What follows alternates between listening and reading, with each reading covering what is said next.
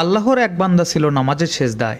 আল্লাহ ডাক দিয়ে বলে, বান্দা তুই যতই নামাজ পড় আর যতই সেজদা কর, তোর ঠিকানা জাহান্নাম।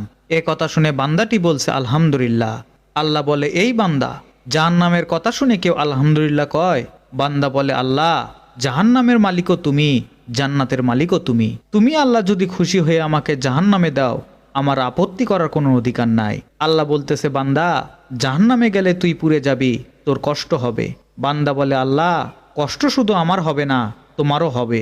আল্লাহ বলে, বান্দা তুই পড়বি জাহান্নামে, আমার কষ্ট হবে কেন?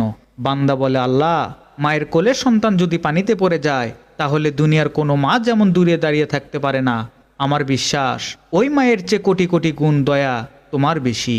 আমাকে জাহান্নামে দিলে তুমিও আল্লাহ শান্তি পাবে না। আল্লাহ বলে, বান্দা এই দলিল তুই কই পাইলি?